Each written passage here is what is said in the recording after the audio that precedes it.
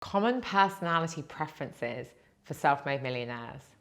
I'm Ruth Kudzi, the founder of Ruth Kudzi Coaching. I transformed my life and my business, and I'm passionate about helping others do the same. So what kind of personalities do self-made millionaires have?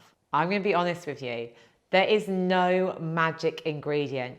You can be a self-made millionaire and you can be the quietest person in the world who likes to sit there tapping away on code on your computer. Or you can be really outgoing and vivacious and be a self-made millionaire. I'm going to debunk the myth that there is a preference to a particular personality for you to be successful. It's what people would like you to believe.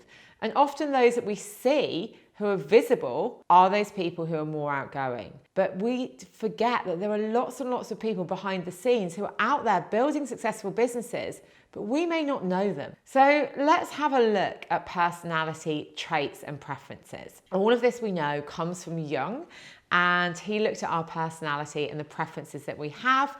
And then lots of other people since him have started to classify people based on their preferences. I want to be really clear, this is preferences. Everyone is a mix. So rather than giving yourself a label and saying, oh, I'm always like this, this is about understanding who you are and how you like to behave. And the more that we know this, the more that we're able to build a successful business based on our preferences, rather than thinking that we have to behave in a particular way. So the first really common thing that we look at is introversion or extraversion. Extroverts tend to be people who get their energy from being around others. So they're generally louder, they're generally more outgoing, they generally like to be in big groups of people, they get their energy from being around others. That's what makes them into their best versions of themselves. Now, I definitely have elements of this. I love being around other people. I get my energy from being around others. Introverts tend to recharge by being on their own. They need quiet time, they need alone time. Now, everybody has got a mixture of these things. So if you're thinking as a business owner, as an introvert, it doesn't mean that you're not going to go out and mix with other people. It doesn't mean that you're not going to network. Actually, lots of extroverts don't like networking. It's not only about your personality preferences. Now, I'm going to give you an example. I used to work for a recruitment company. It was run by two men. One of them was a former accountant and he was quite reserved. He was more of a natural introvert, but he built really deep and meaningful relationships with people. And that meant that actually over time, he was a fantastic salesperson and he was one of the forefront in that recruitment business. And his partner was someone who was more naturally extrovert and outgoing. And they both had their strengths. And it's interesting because often when people talk about salespeople, they expect that the people who are the most high performing are the natural extroverts. But again, in my days in recruitment, the person who was most high performing in my first company was someone who was quite quiet, very detailed, very methodical, and took his time building relationships. And he was making over 100K every single month working in that way because he was working to his natural ability. And this is the thing, anyone can do any job. Anyone can choose to be an entrepreneur. We just see some people who are more visible than others, and that's due to their preferences. Now, I'm a level 3 DISC trainer, so I teach people how to use DISC personality profiling. Instead of outgoing and more introverted, they look at fast-paced and slower-paced. So if you're fast-paced, you get things done at a really quick rate. You tend to talk quickly. You tend to walk quickly. You tend to buzz through everything.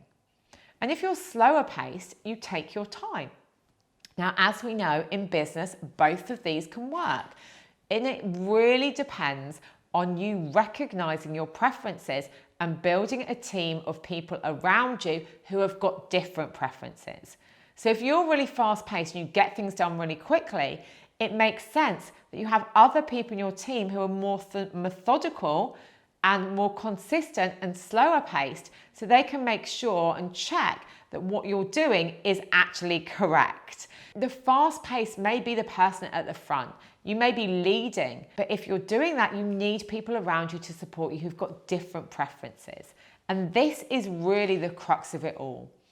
Personality-wise, the more that we know ourselves, the higher our self-awareness, the more that we can build teams which will enable us to be millionaires or successful entrepreneurs, because we've got all of these covered.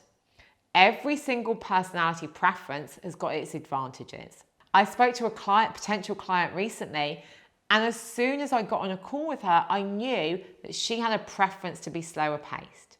So therefore, when I was speaking to her, we slowed down the communication and I gave her time to make a decision because I was aware of the cues that she was giving me that meant that she had a different preference. We also have people who are either task or people focused. So you know those people that set a goal and they just go for it. They're task focused and they're fast paced. So some people can set a goal and they will just be relentless to achieve that goal. They fear failure and they'll do anything to be successful. That's probably about 25% of the population. And you may think that that is what those self-made millionaires have. Some of them do, some of them don't.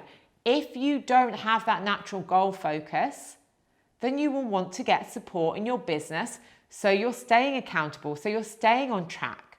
So it may be that you have more of a people preference. You may be more like me, you may have lots of imagination and ideas and always be thinking about different ways that you could be doing things.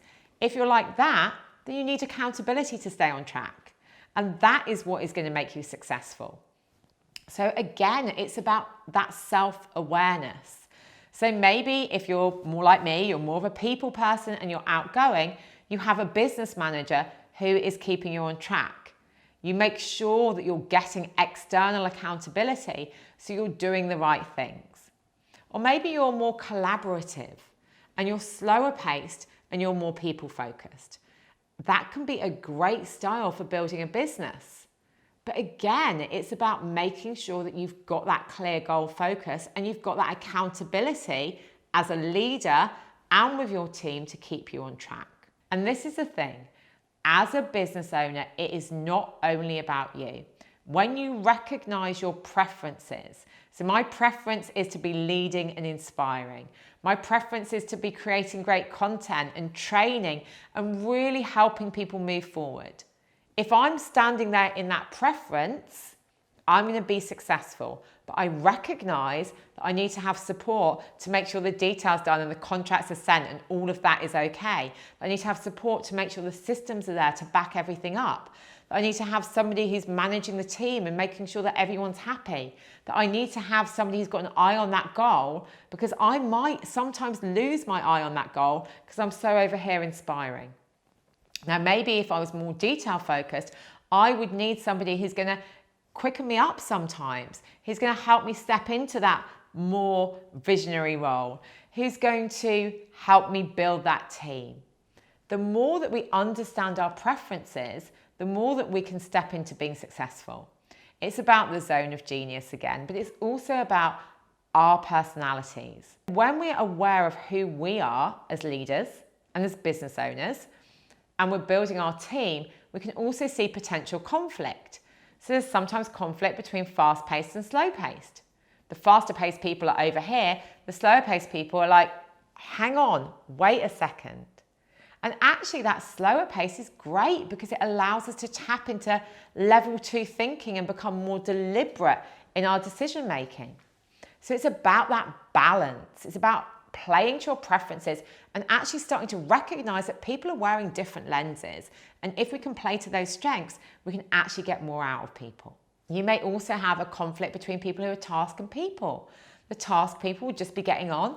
The people will be having a chat. If you recognize that that's a difference, then you can start to understand and help people play to their strengths. When you see successful companies, they are trying to encourage more diversity. Diversity of personalities, diversity of thought, diversity of experience means that you're creating a richer environment.